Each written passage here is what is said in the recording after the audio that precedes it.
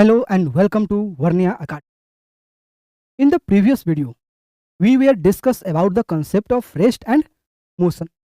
In this video, we will going to discuss about the concept of distance and displacement. हमने previous video में समझा कि जब कोई ऑब्जेक्ट मोशन में है, उसके पोजीशन में लगातार चेंजेज आ रहा है। क्या जब कोई ऑब्जेक्ट मोशन में है यानी मूव कर रहा है, उसके पोजीशन में लगातार चेंज आ रहा है और उसके पोजीशन में जितना चेंज आ रहा है सन के दौरान, उसके पोजीशन में जितना चेंज आ रहा है वो उसका क्या होगा? डिस्टेंस होगा। वो क्या होगा? डिस्टेंस होगा।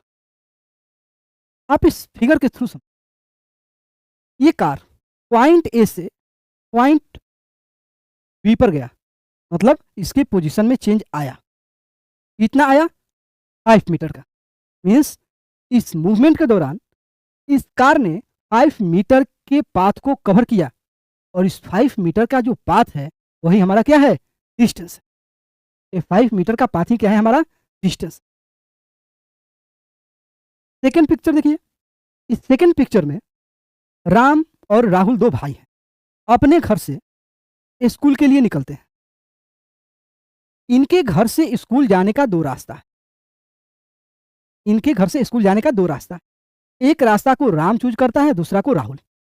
राम जिस रास्ता को चूज करता है उस रास्ता का टोटल, उस रूट का टोटल जो लेंथ है 800 मीटर का है। राहुल जिस रूट को चूज किया उसका लेंथ 500 मीटर का है। यानी कि यहां पर राहुल के घर से राम के द्वारा पाथ कवर किया गया स्कूल तक का टोटल डिस्टेंस 800 मीटर का और राहुल के द्वारा जो स्कूल जाने के लिए डिस्टेंस कवर किया गया वो है 500 मीटर का। डिस्टेंस क्या होता है? डिस्टेंस होता है कि फाइनल पोजीशन से इनिशियल पोजीशन के बीच के लंबाई। फाइनल पोजीशन से इनिशियल पोजीशन तक किसी भी ऑब्जेक्ट के द्वारा जो डिस्टेंस जो पाथ कवर किया गया वही उसके द्वारा डिस्टेंस कवर किया जाता। जैसे कि राम घर से निकला और जो पाथ का लंबाई है 800 मीटर, वही उस पाथ का डिस्टेंस भी है। राहुल के द्वारा कितना डिस्टेंस कवर किया गया? 800 मीटर का। राम के द्वारा 800 मीटर का और राहुल के द्वारा 500 मीटर का। डिफिनेशन से समझिए। डिफिनेशन बोलता है कि distance is the total length of path travelled by an object. यानी भी किसी भी ऑब्जेक्ट के द्वारा जितना डिस्टेंस, जितना पाथ कवर किया गया, किसी भी ऑब्जेक्ट के द्वारा जितना पाथ कवर किया गया वही उसके द्वारा डिस्टेंस कवर किया जाए, वही उसका डिस्टेंस होता है। अब आते हैं अपना नेक्स्ट टॉपिक, वह है डिस्प्लेसमेंट। डिस्प्लेसमेंट क्या होता है? कोई भी ऑब्जेक्ट जब मोशन में है तो उसके पोजीशन में चेंज आता है। हमने जाना पोजीशन में जितना चेंज आया वो हुआ डिस्टेंस। डिस्प्लेसमेंट क्या है कि जब पोजीशन में जितना चेंज आया उसके बीच का जो शॉर्टेस्ट डिस्टेंस है, शॉर्टेस्ट डिस्टेंस है वही हमारा डिस्प्लेसमेंट।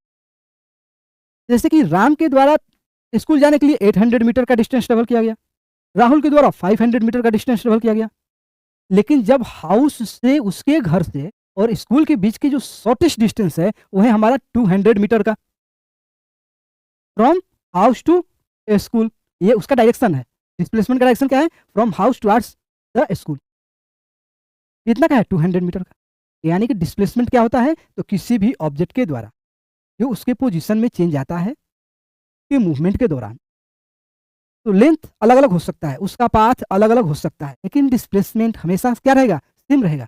जैसे इस राहुल के घर वाले केस में हमने देखा कि जाने के लिए दो रास्ता है, दो से अधिक भी हो सकता है, लेकिन डिस्प्लेसमेंट क्या होगा? हमेशा सेम रहेगा। ये जो 200 मीटर का है इसमें किसी भी तरह का changes.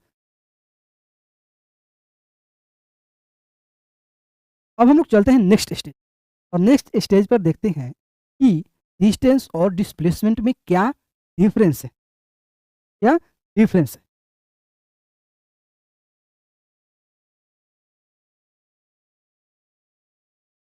Difference.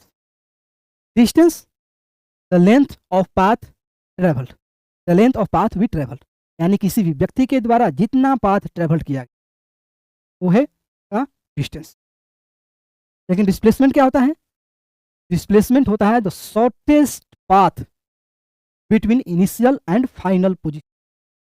Shortest path between initial and final position. Rahul वाला पिक्चर से समझिए, राहुल 500 मीटर का डिस्टेंस कवर करता है, total path travel by Rahul. Ram total path travel करता है 800 मीटर। लेकिन दोनों के घर और स्कूल के बीच का जो शॉर्टेस्ट डिस्टेंस है वो है 200 मीटर का। वही उसका क्या है? डिस्प्लेसमेंट।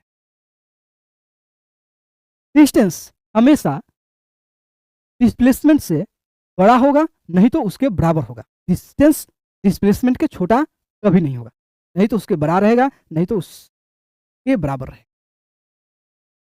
डिस्प्लेसमेंट डिस्टेंस से छोटा होगा, नहीं तो बराबर होगा। डिस्प्लेसमेंट डिस्टेंस से छोटा होगा, नहीं तो बराबर होगा। डिस्टेंस का जो वैल्यू है वो 0 हो सकता है और हमेशा पॉजिटिव रहेगा, निगेटिव कभी नहीं होगा। डिस्प्लेसमेंट का वैल्यू निगेटिव कभी नहीं होगा। डिस्प्लेसमेंट का जो वैल्यू है वो पॉजिटिव होगा, 0 होगा और निगेटिव होगा। कब होगा, कैसे होगा, इसके बाद हम लोग डिस्कस करें। डिस्टेंस का एसआई यूनिट मीटर, डिस्प्लेसमेंट का SI unit metre. Distance scalar quantity और डिस्प्लेसमेंट वेक्टर क्वांटिटी। क्यों? स्केलर क्वांटिटी होता क्या है पहले ये समझ लें। स्केलर क्वांटिटी एक वैसा क्वांटिटी है, फिजिकल क्वांटिटी है, जिसके पास केवल और केवल मैग्नीट्यूड है। वहां पे डायरेक्शन से कोई लेना देना नहीं है। स्केलर क्वांटिटी वैसा क्वांटिटी है जिसके पास केवल मैग्नीट्यूड है, डायरेक्शन नहीं है, और तो डायरेक्शन से कोई लेना देना। जैसे कि डिस्टेंस। डिस्टेंस क्या है? तो डिस्टेंस है from initial to final position पर पहुंचने के लिए कोई भी रास्ता, कोई भी पाथ, उसके लिए हमें कोई डायरेक्शन से लेना देना। डिस्प्लेसमेंट क्या है? इनिशियल से फाइनल पोजीशन पे पहुंचने के लिए शॉर्टेस्ट पाथ या शॉर्टेस्ट पाथ, वो पाथ केवल एक ही हो सकता है। इसलिए डिस्प्लेसमेंट के पास क्या है? मैग्नीट्यूड है और डायरेक्शन भी है। और डिस्टेंस के पास हमें क्या है? केवल मैग्नीट्यूड है। डिस्प्लेसमेंट के पास क्या है? मैग्नीट्यूड भी है और डायरेक्शन भी है, इसलिए वो वेक्टर क्वांटिटी है। वेक्टर क्वांटिटी क्या होता है? तो ऐसा क्वांटिटी जिसके पास मैग्नीट्यूड भी हो और डायरेक्शन भी हो। क्या हो? मैग्नीट्यूड भी हो और डायरेक्शन भी हो। राहुल वाला पिक्चर को ध्यान में रखिए। राहुल का घर से स्कूल के बीच का डिस्प्लेसमेंट 200 मीटर, वो हुआ magnitude. Direction from house to school, from house to school, house को मैंने initial position, school final position. तो डिस्प्लेसमेंट का डायरेक्शन क्या होगा? Directed towards initial position to final position. अब अगला स्टेज में हम लोग पढ़ेंगे कि डिस्प्लेसमेंट का वैल्यू कब पॉजिटिव होगा, कब 0 होगा और कब निगेटिव होगा। चलिए देखते हैं। यहाँ पे हमारे पास 3 पिक्चर। पहला पिक्चर में एक लड़का है जो पॉइंट ए से पॉइंट बी पर जाता है, फिर पॉइंट बी से पॉइंट सी पर आता है। पॉइंट ए से पॉइंट बी पर जाता है, फिर पॉइंट बी से पॉइंट ए पर आता है, यहीं से होकर जाता है पॉइंट सी। इस दौरान ये लड़का द्वारा जितना डिस्टेंस ट्रेवल किया गया वो कितना है? ए टू बी कितना metre? 3 metre. From B to C 6 metre. Total distance travel किया गया इस बच्चा द्वारा वो है हमारा 9। कितना है? 9 मीटर। अब आते हैं डिस्प्लेसमेंट निकालते हैं। डिस्प्लेसमेंट समझते हैं क्या होता है इससे।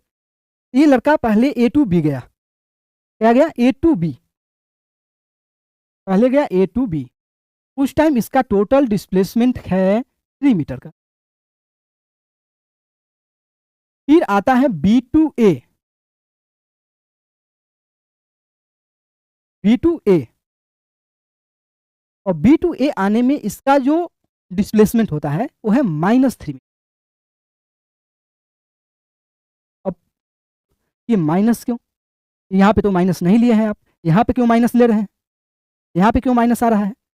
माइनस कुछ नहीं है, माइनस उस डिस्प्लेसमेंट के, उस व्यक्ति के द्वारा जितना डिस्प्लेसमेंट हुआ जितना डिस्प्लेसमेंट किया उस व्यक्ति ने, उसकी डायरेक्शन शो करनी। और नेगेटिव साइन कब होगा?